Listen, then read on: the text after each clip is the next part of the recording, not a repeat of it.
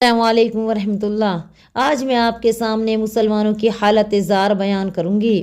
الحمدللہ نحمدہ ونستعینہ ونستغفرہ ونؤمن بہ ونتوکل علیہ ونعوذ باللہ من شرور انفسنا ومن سیئات اعمالنا، من یہدہ اللہ فلا مضل لہ ومن یضللہ فلا ہادی لہ، ونشہد ان لا الہ الا اللہ وحدہ لا شریک لہ، ونشهد أن محمدا عبده ورسوله، أما بعد فإن خير الحديث كتاب الله وخير الهدي هدي محمد صلى الله عليه وسلم، وشر الأمور محدثاتها وكل محدثة بدعة وكل بدعة ضلالة وكل ضلالة في النار۔ آج دنیا کی حالت تشویشناک ہے۔ پوری دنیا امن و سکون سے ناآشنا نظر آ رہی ہے۔ ہر جانب بدامنی اور بے چینی ہے۔ خاص طور پر مسلمان جمہوری ملک میں لاچار اور بے بس نظر آ رہے ہیں۔ ہر جگہ ان کو ظلم و ستم کا نشانہ بنایا جا رہا ہے، خواہ وہ ہندوستان ہو یا پاکستان، چین ہو یا جاپان، عراق ہو یا فلسطین، برما ہو یا اندلس۔ دنیا کے ہر گوشے میں مسلمان پریشان نظر آ رہے ہیں۔ کہیں مسجدوں پر پابندی ہے تو کہیں برقعوں پر پابندی ہے، کہیں اسلامی رہن سہن سے لوگ پریشان ہیں۔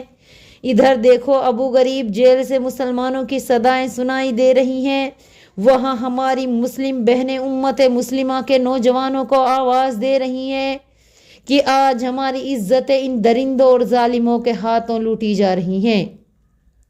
اے امت مسلمہ، اے خالد بن ولید، اے ابن قاسم کے بیٹو، ایک دن وہ تھا کہ تم ایک بہن کی عزت و ناموس کے خاطر بڑے بڑے ملک فتح کر لیا کرتے تھے، ایک ماں کی فریاد سن کے بڑے بڑے سورماؤں سے ٹکرا جاتے تھے۔ لیکن آج تم کو کیا ہو گیا؟ آج امت مسلمہ کی ہزاروں لاکھوں مائیں بہنیں تمہیں آواز دے رہی ہیں، لیکن تم ان کی آواز سننے کے باوجود گونگے اور بہرے بنے ہوئے ہو۔ تم اپنی مستیوں میں مست ہو، تم دنیا کی رنگ ریلیاں منا رہے ہو۔ کل قیامت کے دن اللہ رب العالمین کو کیا منہ دکھاؤ گے؟ کہاں پر کھو گئے ہیں خالد و حیدر کے وہ بیٹے؟ کہاں پر کھو گئے ہیں خالد و حیدر کے وہ بیٹے کہ جن کے قہر سے طاغوت کے ایوان لرزتے تھے؟ بلاتی ہیں بہن کی سسکیاں پھر ابن قاسم کو، مگر قاسم کے بیٹے گھروں میں سو رہے ہیں۔ مسلمانوں، کہیں ہمارا قبلہ اول ہمیں آواز دے رہا ہے، مسجد اقصیٰ کے مینارے ہمیں صدائیں لگا رہے ہیں، مسجد اقصیٰ کی در و دیوار پکار پکار کر فریاد کر رہی ہے، اے صلاح الدین ایوبی کے بیٹو، تم کہاں کھو گئے ہو؟ تمہاری غیرت کہاں کھو گئی؟ تمہارا شوق شہادت کدھر گیا؟ آج میں اسرائیلیوں کے چنگل میں ہوں، ہر طرف سے اسرائیلی مجھ پر حملہ آور ہے، میرے شہر کے لوگ مجھ پر جان نچھاور کر رہے ہیں، لیکن وہ تعداد میں تھوڑے ہیں، نہ ان کے پاس ہتھیار ہیں اور نہ ان کے پاس مال و دولت ہے، ایسے میں کوئی ان کا مددگار نہیں۔ لیکن اے مسلمانوں، تم یہ مت بھولو کہ مجھے بچانے کا حق صرف اور صرف فلسطینیوں کو ہی ہے، ایسا نہیں، میں دنیا کے تمام مسلمانوں کا قبلہ اول تھی۔ رسول اللہ نے تمام مسلمانوں کو میری طرف زیارت کرنے کی اور نماز پڑھنے کی فضیلت دی تھی، صرف فلسطینیوں کو ہی نہیں۔ اسی لیے تم سب رب العالمین کے یہاں میری شہادت کے ذمہ دار ٹھہرو گے۔ اب بھی وقت ہے، امت مسلمہ ہوش میں آؤ، مجھ نڈھال اور زخمی کو بچانے کے لیے جام شہادت پینے کو تیار ہو جاؤ۔ اگر تم ایسا نہیں کرو گے تو اللہ کے یہاں منہ دکھانے کے قابل نہ رہو گے۔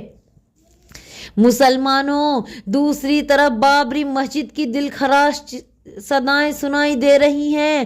6 ستمبر 1992 کا دن انسان نما درندوں کا جھنڈ ظالموں جابر بہیڑیوں کی نگرانی میں بابری مسجد پر حملہ آور ہوا، جہاں کبھی توحید کے نغموں کی صدائیں سنائی دیتی تھی، اللہ کے متعین کردہ قانون ادا کیے جاتے تھے، رسول اللہ کی سنت کی اتباع کی جاتی تھی، لیکن 6 ستمبر کا دن آگ خون کا شعلہ اگلتا ہوا اکف ہند پر طلوع ہوا، پیوند خاک ہو رہی تھی اور رب العالمین کا یہ گھر خاک و خون سے نہلایا جا رہا تھا۔ سمندروں میں امن تھا لیکن انسانوں میں بدامنی تھی۔ یہی نہیں، رب العالمین کے گھر کو خاک و خون سے لبریز کر دیں بلکہ اس کے آس پاس رہنے والے مسلمانوں کو نذر آتش کیا گیا۔ ماں بہنوں کی عزتیں لوٹی گئی، پتہ نہیں کتنی ماؤں کو بیوہ اور کتنے بچوں کو یتیم بنایا گیا، کتنی بہنوں کی عزت و عصمت کی چادریں چھینی گئی، اور آج بابری مسجد کی جگہ رام مندر بنا دیا گیا اور ہم خاموش تماشائی بنے دیکھتے رہے۔ کل قیامت کو رب العالمین کے یہاں اس کا حساب دینا پڑے گا۔ مسلمانوں، کہیں گجرات کے مسلمانوں کی وہ آہ و بکا سنائی دیتی ہیں، ارے وہ امت مسلمہ کے نوزائیدہ گنچے جو ابھی اچھی طرح دنیا میں پرواز بھی نہیں کر پائے تھے، ظلم و ستم کا نشانہ بنا دیے گئے۔ سابرمتی ٹرین میں آگ لگا کر مسلمانوں کے دنیاوی سفر کو آخرت کے سفر میں تبدیل کر دیا گیا۔ ان مسلمانوں کو پہچاننے کے قابل تک نہ چھوڑا، اور تو اور ان کے گھروں کو نذر آتش کیا گیا، ان پر وہ کیمیکل استعمال کیا گیا جس سے بدن جل کر راکھ ہو گیا، جوتے کپڑے سلامت رہے۔ جلی ہوئی ماں بہن بیٹیوں کی لاشیں امت مسلمہ کے نوجوانوں کو آواز دے رہی تھی۔ آج ہمارے پاس ان کی آواز سننے کی فرصت نہیں ہے۔